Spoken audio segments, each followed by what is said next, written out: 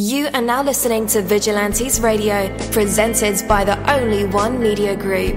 This is the people's choice for quality interviews, celebrities, and special guests.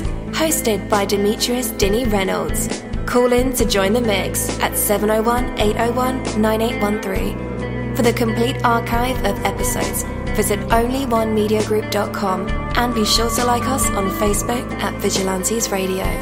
We welcome all. Enjoy the show.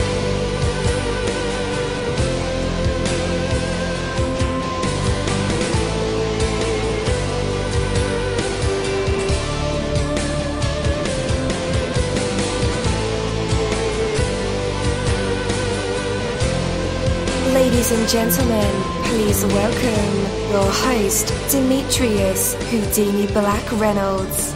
Enjoy the show. Yo, hello, and welcome to another awesome episode of Inside the Music, or the book, or film, or even the business, where we dive into the minds of the people who create these marvelous things. It feels so good to be back with you guys once again. Big ups to my folks who are indigos, crystalline, or the starseeds, for my Vigilantes audience family, for my hooligans, and shout out to my people who are vegetarian or vegans.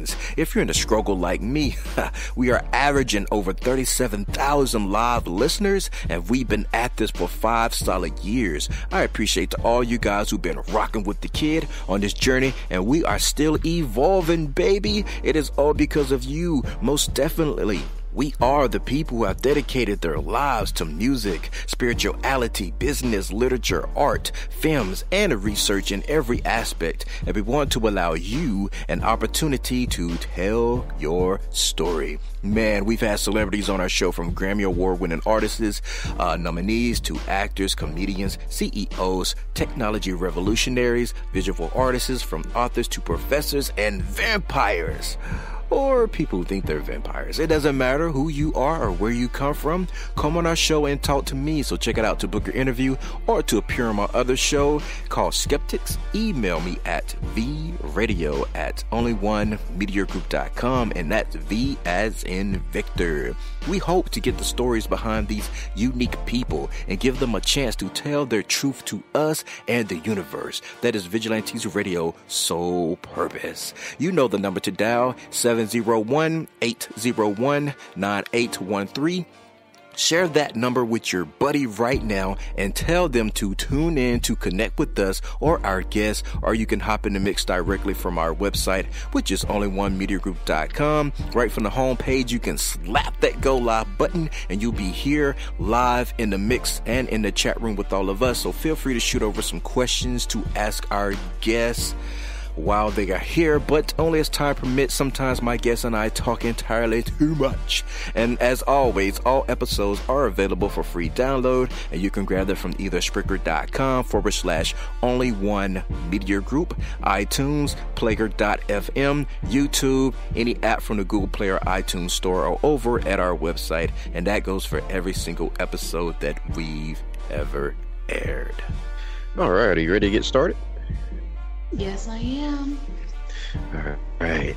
Well, as you know, this is a pre-recorded session, so yeah, no worries, no live audience. All right, so let's get started. Welcome. How do you pronounce your name? I don't want to butcher it and get it all wrong. No worries, it's okay. It's Morenike. Morenike. That's a cool name. Thank you. Yeah. Okay.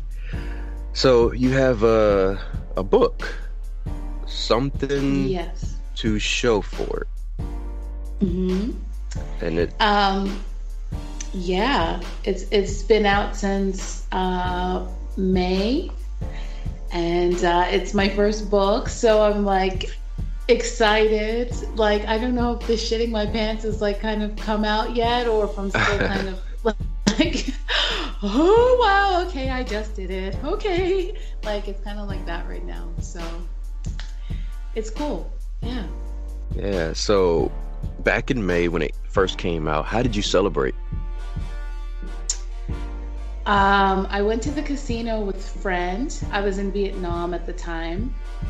And I've been traveling throughout Southeast Asia, which is kind of like not something people in my culture do. My name is it's Yoruba, from Nigeria, and morenike if you're like very Nigerian, but morenike if you're like Western. And I ended up going to a casino to get some money to just enjoy my time traveling. And it was fun, like free drinks, free food, free money to play, and like all US dollars. It was amazing. Oh, wow. I wish we had those here in the States. Free money to play. I mean, yeah, you got to put a little some in, you know what I mean? Like you have to put like, yeah, it's like you get $30, and then if you put $30 on your card, then they'll give you 100 or something like that. It's really nice. So my love to Da Nang in Vietnam. But honestly, like in regards to a big celebration, I haven't really celebrated yet. I think because like you shared, it is still pretty new. Mm-hmm. I'm looking forward to having like a larger type of celebration to really, throw down the way I want to like throw down and have a big party, Nigerian style. Yeah. That'll be cool, huh? Yeah. Yeah, I could imagine. So you seem to travel a lot. What is your background?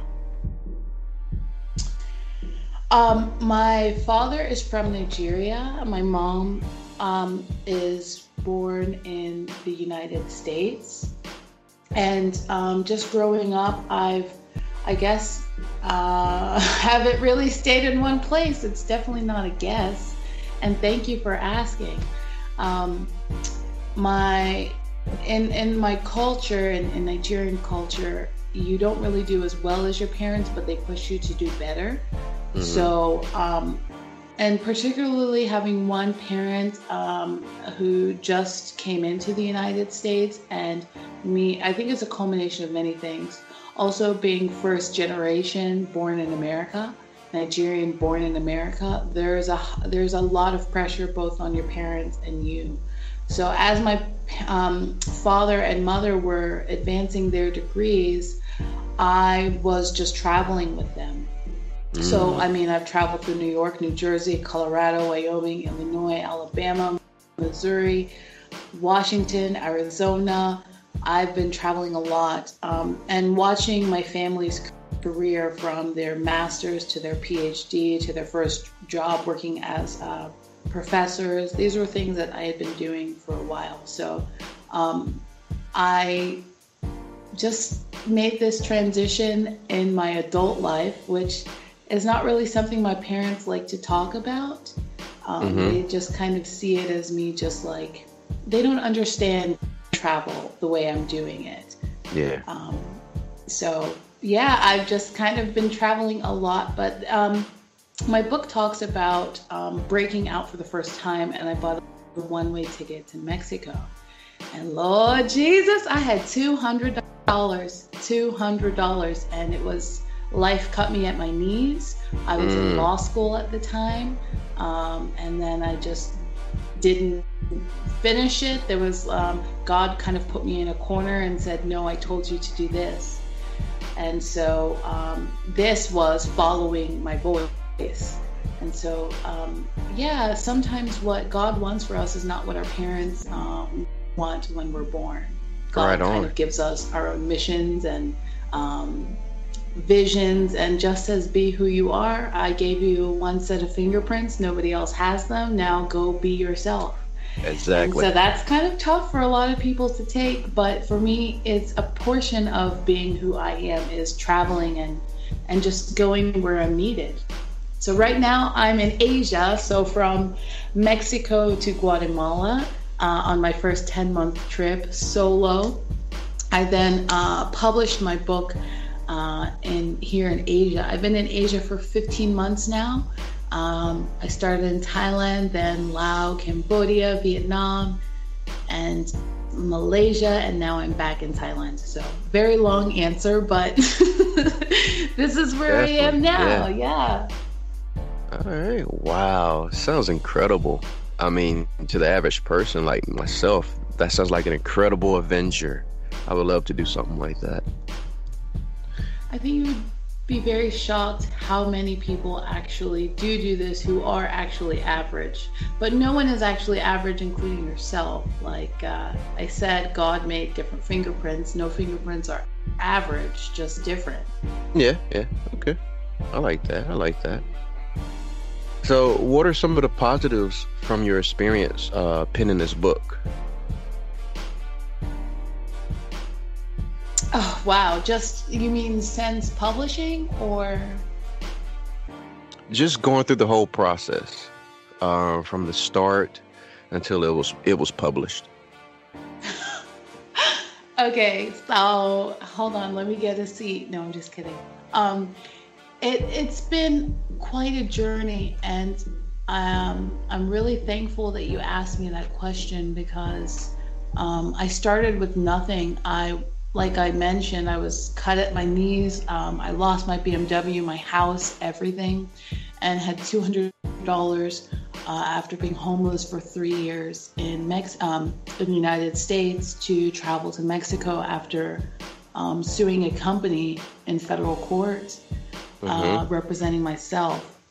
So when I started this book, I had been in law school. Like, that's a doctorate. That's not like the classes I was sitting in the University of Ghana, and it wasn't my bachelor's degree that I had at like a state school in Missouri or Alabama. This was a brand new field. So one of the biggest successes would have to be finding a few writing centers to come and pay to learn how to write a book. I didn't even know where to begin.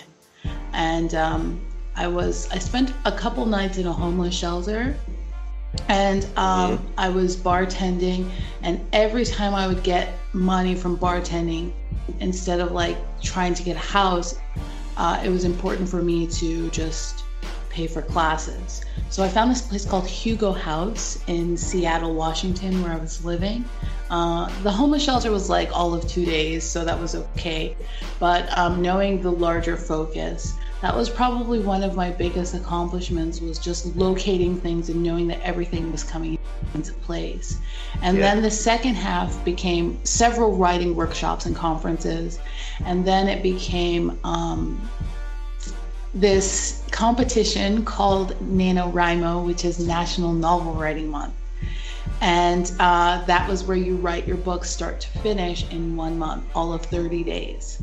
You have 50,000 words. You write everything in 50,000 words in 30 days. That was the next accomplishment. And then lots others, like applying for grants or scholarships. Some I didn't get. Actually, I haven't gotten any yet, but the second half would have to be the book leaving my hands. So I started a company called Unapologetically Morenike, which is sporting and outdoors products based off of my first travel solo. I think that was the biggest idea, was because I'd prayed, like, Lord, if you ask me to follow your voice, I will go authentically. But I want a bigger idea than just, okay, I did a book. Like, that's just one thing. I want to stay in the area of creativity. I think that was the next biggest accomplishment, was the idea to start a company that was also inspired by my own actions and my own, I loved it so much. that was probably it. And then, of course, publishing and all the other things in between. Yeah. So, I mean, what led you to like penning novels in the first place? What led me to do that? Yeah. I was really fed up. I mean, the situation around, I don't like to go back to the lawsuit, but I did write about it. It is a part of my story. I was working in the workplace, and I was really exhausted because where I was in Phoenix, Arizona, the Wild West, as an educated woman with this costume of woman. I'm consciousness, I'm everything and nothing. But to the outside world, they perceive me as a woman with very dark skin and costume that says I'm a woman to them.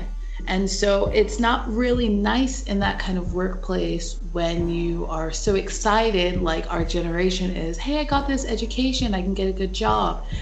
And you see that even half of your supervisors haven't even finished their bachelor's degree, or were even didn't even finish an associate's. And here you have like an unfinished doctorate, and they're your supervisors. And a lot of like things that were going on in the workplace kind of was very disheartening for me.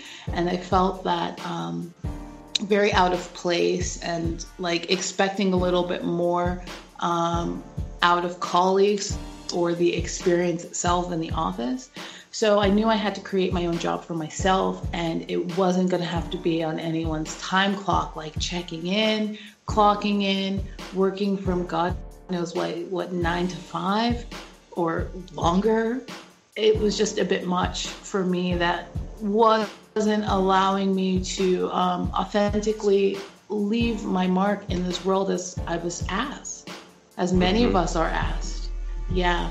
So this was the beginning of, okay, I just need to find a way to make art and get paid for it, or to find a way to make a business. And I don't know whatever that art is, but my journey through Mexico and the book was the introduction to what is being manifested, this giant business, that's breathing in many different directions. So this was the first idea. I just need to write or draw or sing, and I need to go to Mexico to just get out of the US because I'm a catch a case and I just need to breathe.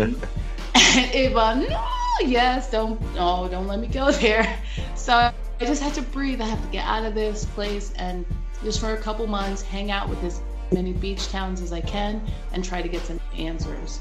So this is what led me to this spiritual fasting of just trusting and expecting that things are always going to work out for me, and knowing that in the right time the answers will be given, and I'm meant to go back and decipher it in whatever way, flavor, or voice I choose.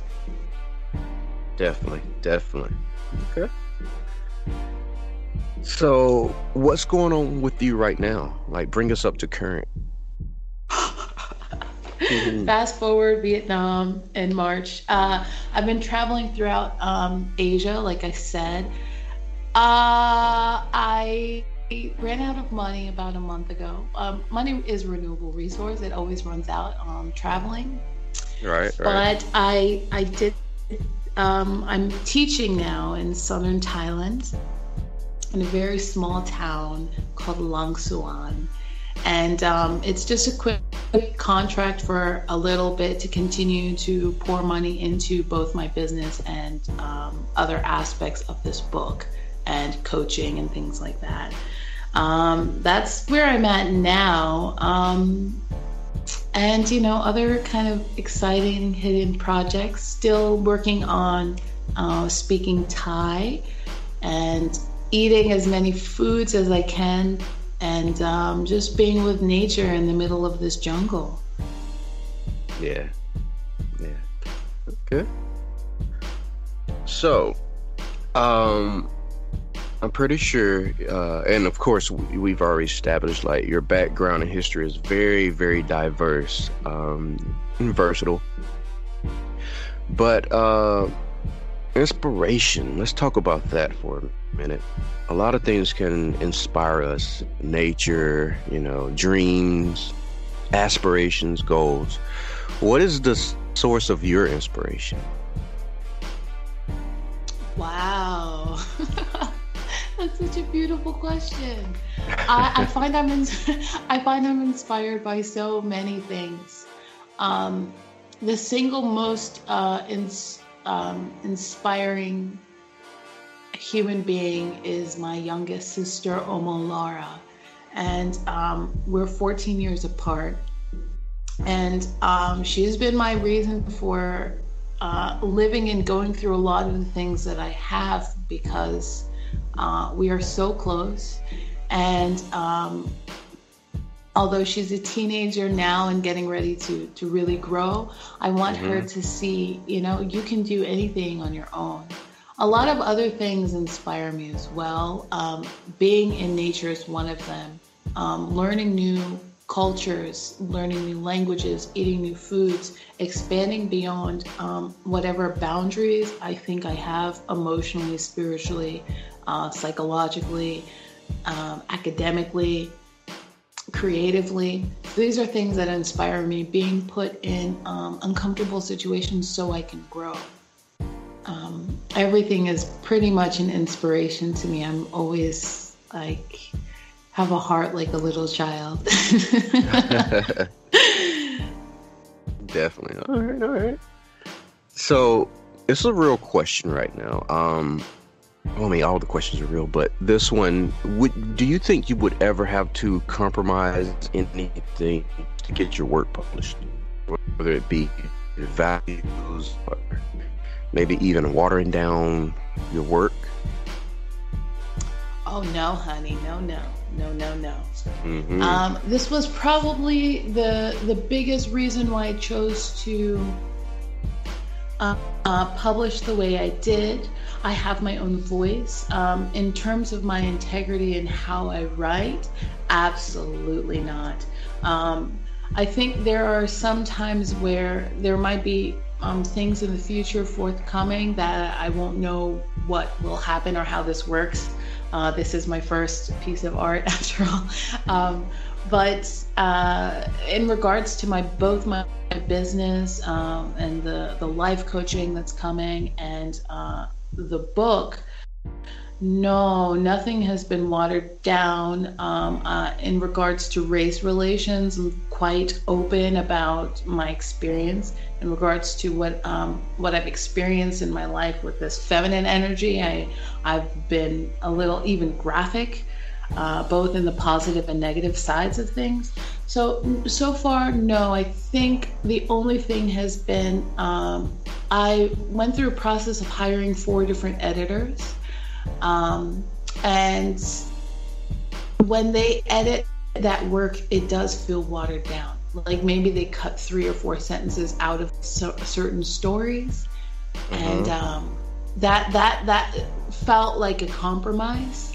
But not really. I would have said the exact same thing, maybe in fewer sentences or with more sentences, and they just cut it out. So in that regard, yeah. But in regards to my values, no, I'm very firm in what it is that I care about, which is operating with the utmost integrity. Definitely. Okay. I like that. And you? And me? Have I ever... and what about you? Have I ever compromised anything? Yes, sir. For freedom of speech? No. That's one of the main reasons why I produce and write my own content instead of working for any other media company. Good for you. Yeah. Now, I have been reverence of other people, like guests. Yeah. Because I don't want to offend anybody. And the number one rule for the show is not to be judgmental. So there's that. I mean, I've interviewed some people who I knew were just full of BS, but that's not my place to call them out on air, I'm not that kind of call it host. how you see it, honey. You know what I mean? If the shoe fits. Yeah, but... No, I'm just kidding. Yeah, the petty side of me, I love law school. No lawsuit. Yeah, no lawsuit. Yeah, but the petty side of me sometimes want to go there, but I just don't feel like this show is not that kind of show. Maybe in the future we'll get that kind of show, but not right now. But that's about it. Call me, because I will be right there with you. Like, hey, I know a perfect person who's going to take it there. Tastefully, you know what I'm saying? Like, we'll have people laughing. All right. So, what other obstacles have you faced as a writer? Besides, money running out, traveling, having to work. But we have a lot of, people who are just starting out who want to be artists or authors or actors, and they need some little bit of guidance. So share with us some of your obstacles when you first began writing, and some that you still face to this day. Well, the first obstacle that I had to surmount was not labeling myself a writer. It was truly finding my identity and recognizing I am a child of God. Just like your parents made you, you have a piece of their DNA. God is everything and nothing. He is beyond what you can fathom. So knowing that there was nothing I cannot do, I moved forward with all the things that I could do. I want to make it very clear to anyone aspiring to do something, that is something that you do, that is not who you are. You are a lot of things. So all you have to do is just do. Some obstacles I faced was not really knowing where to go and having faith that things would unravel within divine timing. So this was like, when I got to Mexico, I was just like drinking tequila and like watching Lucha Libre. Like, what is this? Like, I'm excited. I want to go to the beach, but like, okay, God, where's my answer? And it was just having the patience and knowing that I don't need to fit into anyone's mold. The biggest obstacle was, how do I construct this? And knowing that, wait a minute, it's mine and it can be completely me. And there's aspects of me that talks about my experience in Ghana, West Africa, going to the enslavement castle. There's aspects of me that does not mind taking risks in writing and talking about some, crazy sexual adventures that happen in Mexico, and some terrifying adventures like, being attacked by a jaguar and on my right breast, or meeting the whalers. So there's parts. Oh, you just fed it. I said fed it out. You just fed it out. I lost you for a second. No, I'm still here. Oh. Yeah. Hey. Hi. Yes. So, hey. Yeah, the biggest obstacle and challenge was just finding out how I wanted to lay out all parts of me, and how deep was I willing to go. And I found that the obstacle was, maybe I was going so deep. Sometimes it might be a bit much for people, but then saying, wait a minute, I can't give a shit, because like, this is mine. This is mine. Like, this is my book. I can make it any way I want. So anyone aspiring to do anything, just like I didn't know where to start in my entrepreneurship or with life coaching, it doesn't matter what challenges you face, knowing that they're just, you're greater than anything that can ever come your way, that you are everything and nothing. And so things will come to you within timing.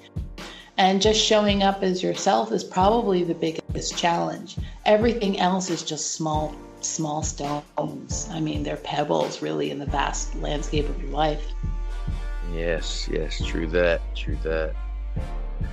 All right. We are at the end of the interview. How soon are we getting anything new from you? Hey, very soon. Very soon. Nice. Yes. I have a YouTube channel, Unapologetically Morenike. My name is spelled Morenike, Morenike. So my website is also unapologeticallymorenike.com. That's UNAPOLOGETICALLYMORENIKE.com. And you can find me on Instagram as well. And just stay tuned Like I shared, I have a business coming soon on Amazon. It's only available on my website with sporting and outdoors equipment. You'll be able to purchase things when you're ready to up-level your life. And I'll be taking clients soon, more clients than I have for life coaching. As you read in the book, there's not any field I'm afraid to talk about, and I don't mind going there with you. So there's all kinds of really good stuff coming up. So just stay tuned. Find me on social media. Nice. Okay, so you're a life coach, and you sell sporting goods. Is it sporting goods or sporting classes or? Right now, it's only sporting and outdoors equipment. So things that you'll need for helping your health or backpacking or traveling. Yeah. And it's ironic, your name looks like Morenike.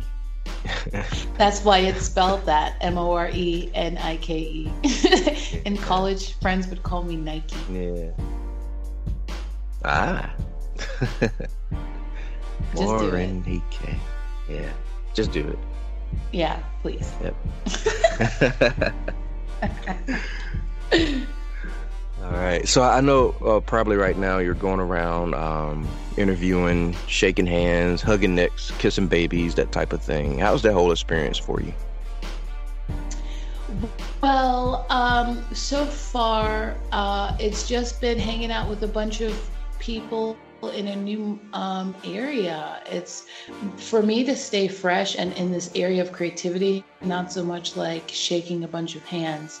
I'm spending more of my energy in creating things as opposed to chasing what it was that I've created for any desired result. It's like a small percentage of my time, but the necks and the faces I'm kissing, are little cute little Thai babies or Malaysian babies or Vietnamese or Cambodian babies. They're so cute. It's going great, and I'm just looking forward to the incredible ride that is to come. It's going to be a crazy ride, man. Definitely. All right. It was a pleasure talking with you. Actually, I do have another part of the show. And this is optional to you because it is pre-recorded. But we have something that we call the hot seat. And that's where you can display like any talent that you have. Maybe you can sing, maybe you do poetry, maybe you rap, or have a cool story that you just like to share with us. Would you like to participate? So I can only pick one, or how does this go? I can do all 7? Yeah, actually, you can.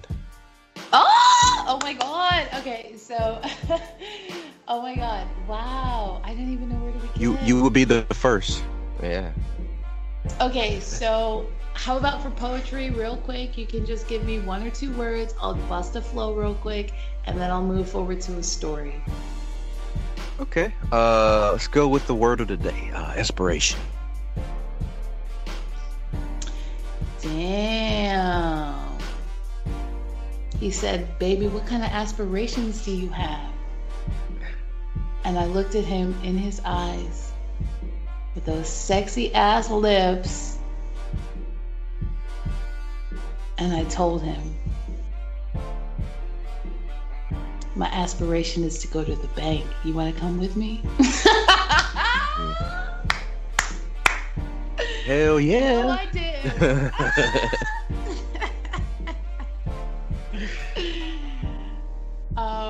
Okay, so do you want another word or a story or what? Are we going to the bank? The bank, of course, first. But yeah, let's get a story. Let's get a real cool story.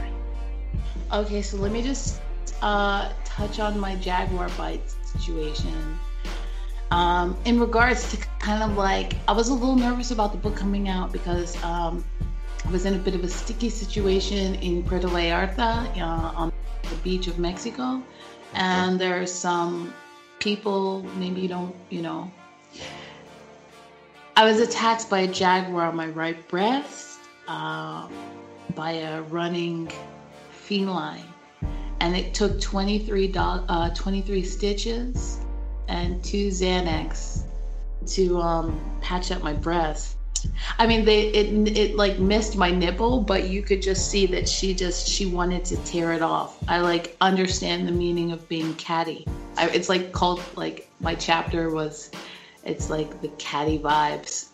Oh, wow. But generally, like women who feel scared or inferior to you will, they start getting kind of catty energy, and that's what happened here. There was like, this feline was not even in the same genus species as me, and two men were outside petting it, and when I stepped into the territory, she just wanted blood. So she bit me where it hurt. Yeah.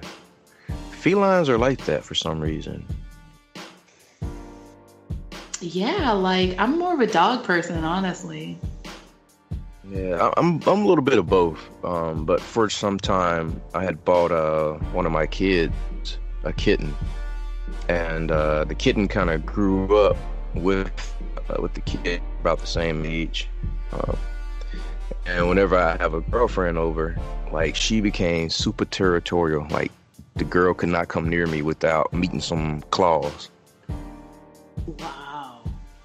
Like, no, I'm not dating a cat. Wow, right? That is, and that's exactly how women are. Like, women are cats. But the thing was, like, you can't talk reason to an animal. You just know it's an animal. Like it says in Carlos Castaneda's Journey to Ixtlan. Like, you just have to run or just do whatever. Like, but did you get rid of the cat, or how'd that go? Yeah. Well, I got rid of the girlfriend first for other reasons, but later the cat, she left as well. Maybe the cat already knew. Thank you, Lord Jesus. Yeah. No, I'm just kidding. Yeah. Wow. Well, that's good. Oh yeah.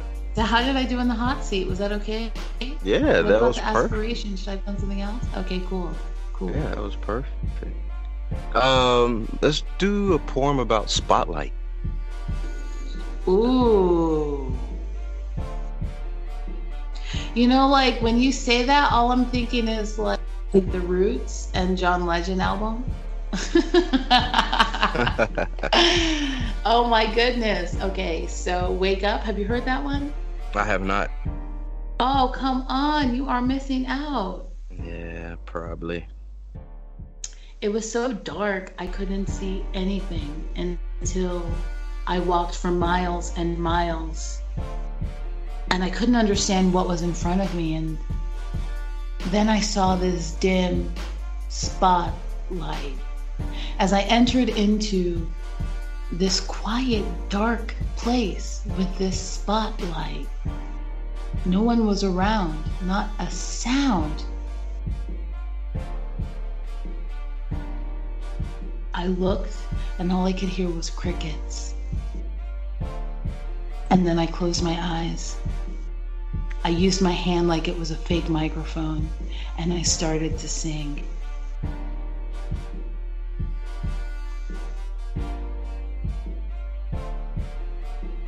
This was the moment that my blood was pulsing. Every vein was boiling with blood. The one thing I knew that I could do. I had been scared. I hadn't sang since. Not since he left.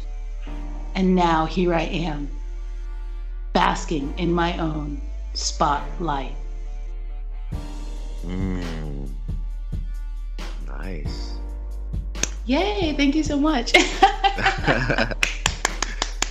Hercules. Wow, you are a genius. Just thank you so much. Yeah, just right on the spot like that. Yay, I did it. So I'm good in the hot seat? Do I have what it takes? You are dope. Hey, capital D. Yeah. Thank you so much. Thank you. Do you do a spotlight too, or what? Nope. Nope.